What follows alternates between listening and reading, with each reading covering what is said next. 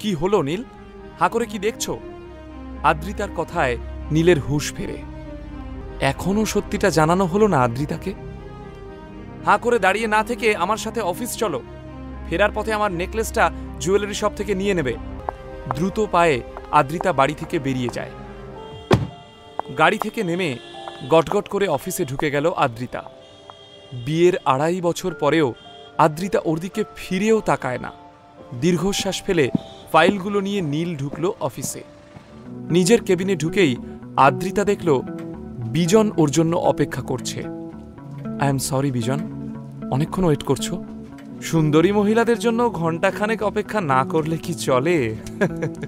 তা সকাল সকাল এত ভালো মুডে? কারণ জানতে পারি কি? বিজন ওর ব্যাগ থেকে একটা জুয়েলারি বক্স বের করে বলে, জানতে নয়, দেখতে পারো। বিজন আদ্রিতার সামনে, এই দেখো, রয় চৌধুরী জুয়েলার্সের লিমিটেড কালেকশনস ডায়মন্ড নেকলেস। তোমার ভীষণ শখ ছিল না? তাই ভাবলাম এটা দিয়ে তোমাকে ইমপ্রেস করার আরও একটা চেষ্টা করে দেখি। এর তো অনেক দাম। বিজন এত টাকা পেল কোথায়? কাজের জায়গায় পরস্ত্রীকে ইমপ্রেস করার চেষ্টা না করে শুধুমাত্র নিজের কাজটুকু করলেই হয়। বিজনকে অপমান করছে নীল। হঠাৎ নীলের এত সাহস কোথা থেকে হলো? এই ২.৫ বছরের বিবাহিত জীবনে এই প্রথম আদ্রিতা নীলকে একটা এত বড় সেন্টেন্স বলতে শুনল। নীলের চোখে এখন এক আলাদাই অনুভূতি। আদ্রিতা কিছু বলার আগে নীল ওর হাত থেকে ডায়মন্ড নেকলেসটা নিয়ে বিজনকে প্রশ্ন করে, শেষ পর্যন্ত আমার ওয়াইফকে ইমপ্রেস করতে তুই একটা ল্যাব গ্রোন ডায়মন্ড সেট নিয়ে এসেছিস? গ্রেট। আমার ওয়াইফ শব্দ দুটো যেমন আদ্রিতার কানে বিঁধল, তেমনি ল্যাব গ্রোন ডায়মন্ড সেট শব্দটা বিঁধল বিজনের বুকে। আসলে আজ সকালে ও রয় চৌধুরী জুয়েলার্সের একটা শোরুমে গিয়েছিল আদ্রিতার ড্রিম ডায়মন্ড নেকলেস কিনতে। কিন্তু আসল নেকলেসের দাম শুনে ওর প্রায় অজ্ঞান হওয়ার জোগাড়। এমন সময় দোকানের বুদ্ধিমতী সেলস স্টাফ ওকে এই ডুপ্লিকেট সেটটা দেখায়। সব ঠিকঠাক প্ল্যান মতো এগোচ্ছিল, কিন্তু এই নীল এসে যে এইভাবে হাটে হাঁড়ি ভেঙে দেবে সেটা বিজন স্বপ্নেও কল্পনা করতে পারেনি। এই সেটটার যা দাম তার ১০ ভাগের ১ ভাগ টাকাও কি তুই চোখে দেখেছিস? আসল ডায়মন্ড তুই কখনো চোখে দেখেছিস? শাট আপ নীল, ক্ষমা চাও বিজনের কাছে। একটা মিথ্যেবাদীর কাছে ক্ষমা চাইতে হবে কিসের জন্য? বিজন বুঝতে পারছিল যে তার ফাঁকিটা ধরা পড়ে গিয়েছে। আদ্রিতা, আমি জানি এটা ল্যাব গ্রোন ডায়মন্ড, খনি থেকে নয়। এই হিরে ল্যাবরেটরিতে খুব প্রিসাইজলি তৈরি করা হয়। এটা কিন্তু আসল হিরে। লেকচারটা বন্ধ কর। একদিকে নীলের হঠাৎ পরিবর্তন, অন্যদিকে বিজনের ছেলে মানুষই। বিরক্ত হয়ে আদ্রিতা নীলকে বলে, তুমি এখন যাও নীল, কাজ করতে দাও আমাদের। তোমার এই কালেকশনটা পছন্দ? কথা দিচ্ছি এই নেকলেসটা আমি কিনে দেব তোমাকে। তার জন্য যত পরিশ্রম করতে হোক আমি করব। নীল খুব শান্তভাবে কথাগুলো বলল আদ্রিতাকে। তারপরই একবার বিষাক্ত দৃষ্টিতে বিজনের দিকে তাকালো এবং দ্রুত আদ্রিতার কেবিন থেকে বেরিয়ে গেল। তুমি নীলের কথায় কিছু মনে করো না বিজন, ওয়ার্থলেস ফেলো একটা। কাজ না করে বাড়িতে বসে থেকে বেসিক ম্যানার্সটাও ভুলে গেছে। আদ্রিতা জুয়েলারি সেটটা বন্ধ করে বলে, আমার কিন্তু এই সেটটা ভীষণ পছন্দ হয়েছে। কোনো ভালো ওকেশন দেখে নিশ্চয়ই পরব।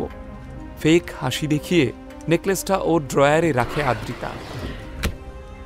আদ্রিতার মুখের জবরদস্তির হাসিটা দেখে বিজন বুঝে যায় এই জুয়াটাতে ও শেষ মুহূর্তে হেরে গেছে, আর সেটাও এই অপদার্থ নীলের জন্য।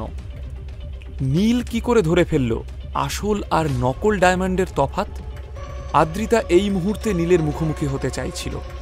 ওর মনের মধ্যে ঝড় তুলেছে অনেকগুলো প্রশ্ন, যার উত্তর ওকে এক্ষুনি পেতে হবে।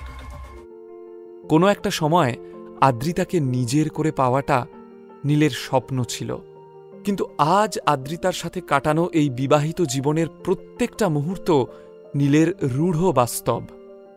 4 বছর আগে আদ্রিতা সেনকে প্রথমবার দেখে নীল ওর প্রেমে পড়ে যায়, অথচ বিয়ের এতদিন পরেও নীলের আফসোস থেকে গেছে যে আদ্রিতার নজর একবারের জন্যেও নীলের ওপর পড়েনি। আজ নীল প্রথমবার আদ্রিতাকে ওর চোখের দিকে তাকাতে দেখল। যদিও আদ্রিতার চোখে প্রেম ছিল না, ছিল অপার বিস্ময়। নীল দ্রুত পায়ে হেঁটে লিফটের সামনে এসে দাঁড়ায়। দাঁড়াও। নীল পিছন ঘুরে তাকিয়ে দেখে আদ্রিতা দাঁড়িয়ে। What was that? তুমি বিজনকে এইভাবে অপমান করলে কেন? আদ্রিতা বিশ্বাস করতে পারছে না, এই কি সেই মানুষটা যার সাথে ও গত 2.5 বছর ধরে সংসার করছে, যে এক মুহূর্তের জন্যেও আদ্রিতার মনে বিন্দুমাত্র দাগ কাটতে পারেনি, যে এক ছাদের তলায় থাকলেও আদ্রিতা থেকে সব সময় পালিয়ে বেরিয়েছে। নীল আজ অনেক আলাদা, অনেক অচেনা, অনেক আত্মবিশ্বাসী। ঠিক আছে নীল, তুমি এখন বাড়ি যাও, সন্ধ্যাবেলা দেখা হচ্ছে। নীলের কিছু বলার আগেই বিজন চিৎকার করে ওকে পিছন থেকে ডাকে, এই দাঁড়া, দাঁড়া বলছি। বিজনের চিৎকার শুনে আদ্রিতা চমকে পিছন ফিরে তাকায়। এই পরিস্থিতিটাই এড়াতে চেয়েছিল ও, কিন্তু মনের কোনায় কোথাও যেন কৌতূহল উঁকি মারছিল। আদ্রিতা দেখতে চাইছিল হঠাৎ বদলে যাওয়া নীল ঠিক কিভাবে এই পরিস্থিতির মোকাবিলা করে। অন্যান্য বারের মতো ভয়ে কুঁকড়ে যাবে, নাকি সাহস করে বিজনের মুখোমুখি হবে? এই অত বড় বড় কথা যে বলে এলি, তুই কি জানিস ওই সেটটার দাম কত? অফিসের করিডোরে একটা বিশ্রী তামাশা হচ্ছে দেখে আদ্রিতা বিজনকে থামাতে যায়। বিজন প্লিজ। বিজন কিন্তু আদ্রিতার কথায় কোনো কর্ণপাত করে না। ওই সেটটার দাম 24 লাখ রে ভিখারি। তুই নিজেকে নিলামে তুললেও এর 1000 ভাগের 1 ভাগ পাবি না, জানিস কি সেটা? লজ্জায় অপমানে আদ্রিতা চোখ বন্ধ করে ফেলে। আদ্রিতার কষ্ট নীলের চোখে পড়তেই ও আদ্রিতাকে দেখিয়ে বলে, ওই যে মহিলাকে দেখছিস, ও আমার স্ত্রী, তাই ওকে দামি গিফট দিয়ে ইমপ্রেস করার তোর কোনো প্রয়োজন ছিল না। টাকাটা যদি গায়ে লাগে তাহলে সেটটা শোরুমে ফেরত দিয়ে দে, ওদের মানি ব্যাক পলিসি রয়েছে। ফালতু গলাবাজি করিস না, সবাই জানে ফাঁকা কলসি বাজে বেশি। নীলের উত্তরে পিছনে দাঁড়িয়ে থাকা স্টাফেরা মুখ টিপে হাসতে শুরু করে। অফিস স্টাফদের সামনে নিজেকে উপহাসের পাত্র হতে দেখে দ্রুত লিফটে উঠে পড়ে বিজন।